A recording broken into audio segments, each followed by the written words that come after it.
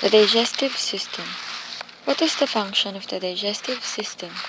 Turns food into the energy needed to survive, packaging the residue for waste disposal, mechanical and chemical digestion, absorption of nutrients, and lastly, elimination of waste.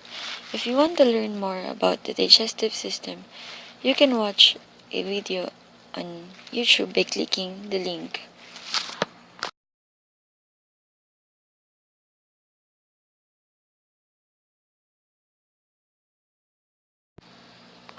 Two types of digestion. First is the mechanical or what we call as the physical. It chew, tear, grind, mash, and mix.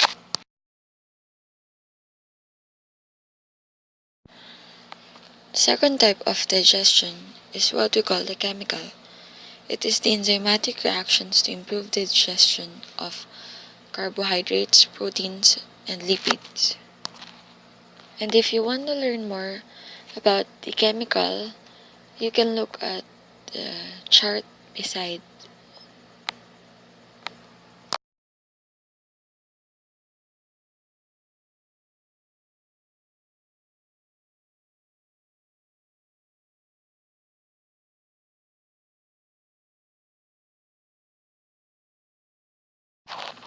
This is the gastrointestinal tract, where we can find the mouth, esophagus, stomach, small intestine, large intestine, and the anus.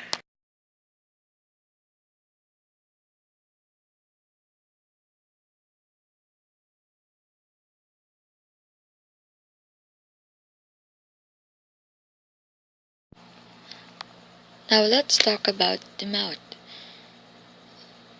Teeth mechanically break down food into small pieces, while tongue mixes food with saliva, and the saliva contains amylase, which helps break down starch. And the mouth is the beginning of the digestive system. Digestion starts here. The smell of food triggers the salivary glands in your mouth to secrete saliva, causing your mouth to water. In addition, juices are produced that will help to further break down food. Chew your food more. It helps with your digestion.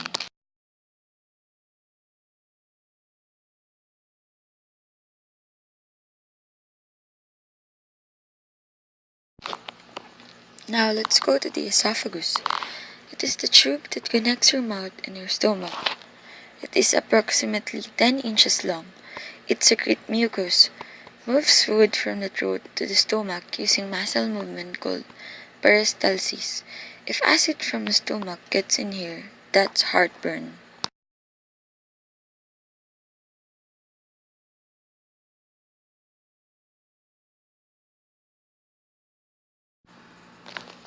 Stomach. It is a J-shaped muscular bag that stores the food you eat, breaks it down into tiny pieces.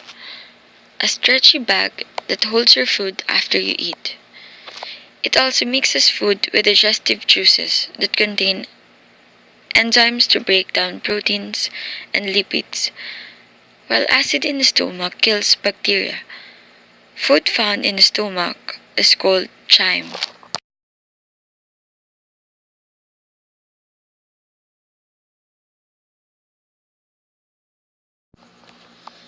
Small intestines are roughly 7 meters long. Lining of intestine walls has finger-like projections called villi to increase surface area. The villi are covered in microvilli, which further increases surface area for absorption.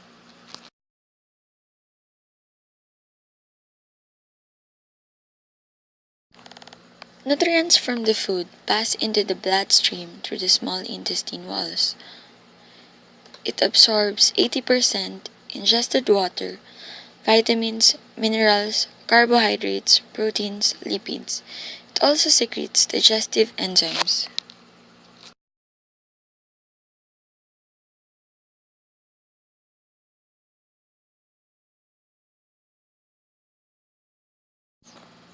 The large intestine is about 5 feet long. It accepts what small intestines don't absorb. It functions bacterial digestion like ferment, carbohydrates, protein breakdown. It also absorbs more on water and it concentrates more on waste. While rectum is the short term storage which holds feces before it is expelled.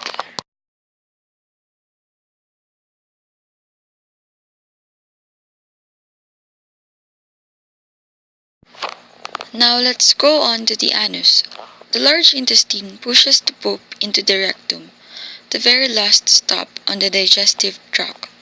It is where the solid waste found in the body stays. The anus marks the exit point of the digestive tract where feces leave the body.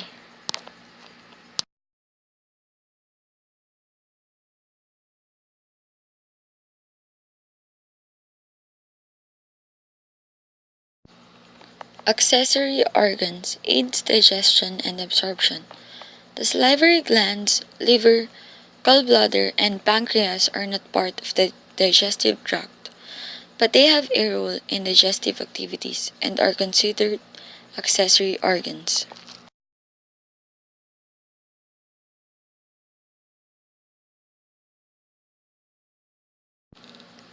Let's talk first about the liver. The liver is the body's largest internal organ.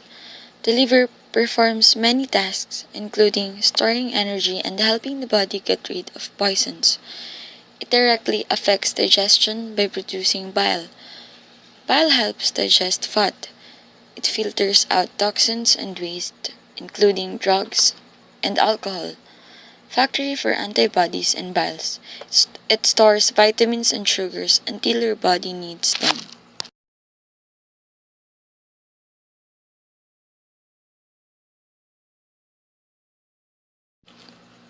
The gallbladder is a pear-shaped sac that is attached to the visceral surface of the liver by the cystic duct. The principal function of the gallbladder is to serve as a storage reservoir for bile. Stores bile from the liver, releases it into the small intestine. Fatty diets can cause gallstones. Bile is a yellowish-green fluid produced by liver cells. The main components of bile are water, bile salts, bile pigments, and cholesterol. Bile salts act as emulsifying agents in the digestion and absorption of fats, while cholesterol and bile pigments from the breakdown of hemoglobin are.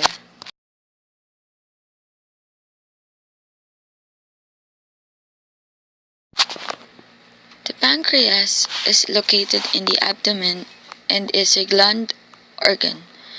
It is an important part of the digestive system, producing enzymes and hormones that help break down foods. The pancreas is a 6 to 10-inch organ and is located behind the stomach. The endocrine portion of the pancreas is made up of several cells that secrete hormones straight into the bloodstream. Insulin is a hormone secreted by pancreatic beta cells in response to a rise in blood sugar.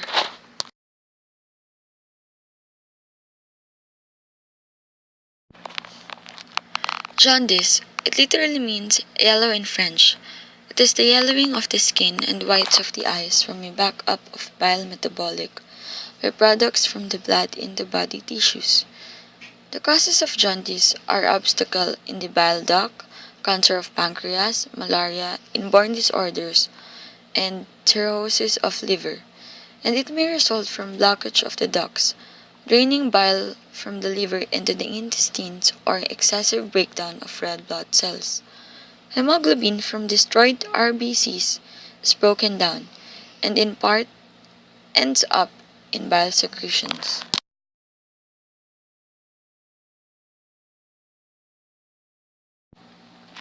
Colon cancer is cancer of the large intestine or the colon, the lower part of your digestive system.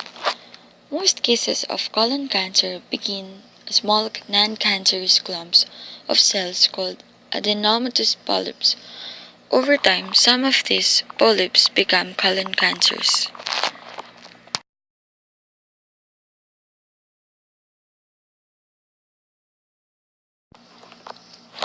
gastritis, or it is the inflammation of the stomach lining, and gastric ulcers, or breaks or open sores in this lining, are most commonly caused by infections or the use of certain medications. Pancreatitis, a disease in which the pancreas becomes inflamed. Pancreatic damage happens when the digestive enzymes are activated before they are released into the small intestine and begin attacking the pancreas.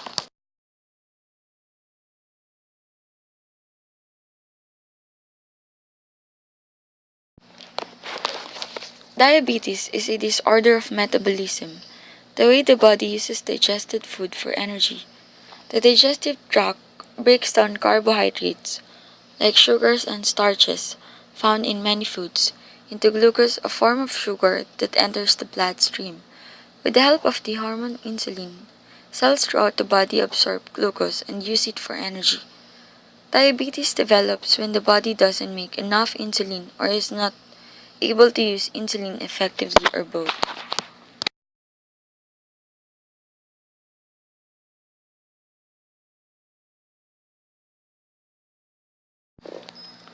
Lactose intolerance is a condition in which people have digestive symptoms, such as bloating, diarrhea, and gas, after eating or drinking milk or milk products.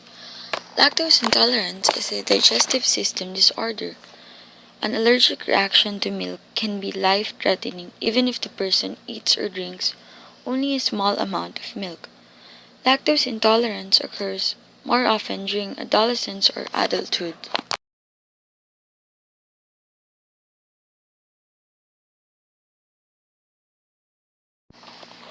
Stomach or peptic ulcer.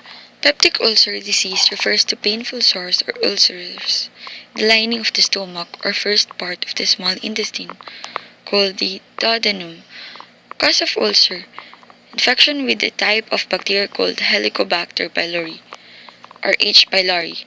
Use of painkillers called non-steroidal anti-inflammatory drugs. Excess acid production from gastrinomas, tumors of the acid-producing cells of the stomach that increases acid output.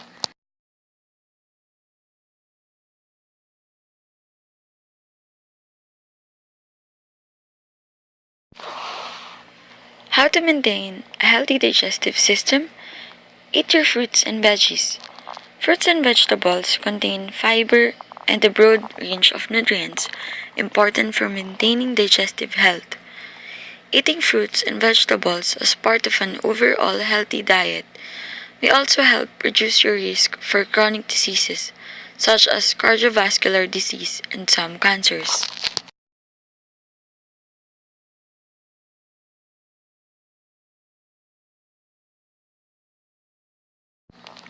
Second, get plenty of fiber.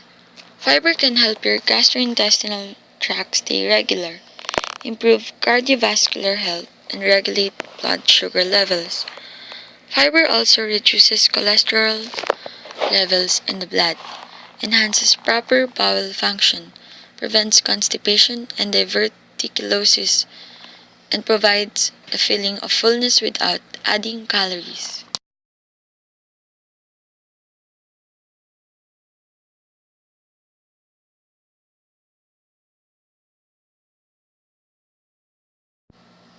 Third, consume adequate protein. Consume adequate protein, especially vegetable protein, as part of a healthy and balanced diet. Try non-animal foods such as beans and soy products. Fourth, get your nutrients from food first. The human body needs a broad spectrum of nutrients in order to function optimally throughout your lifetime. Getting the right nutrients is about more than feeling good in the present day. It's about a lifetime of health and wellness.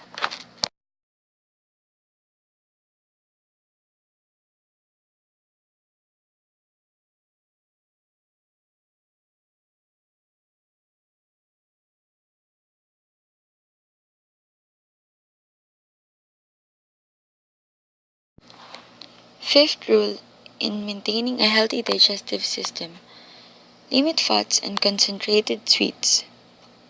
Sixth, Stay hydrated. Seventh, eat mindfully. 8. Keep moving. 9. Stay calm. And lastly, pay attention to your body.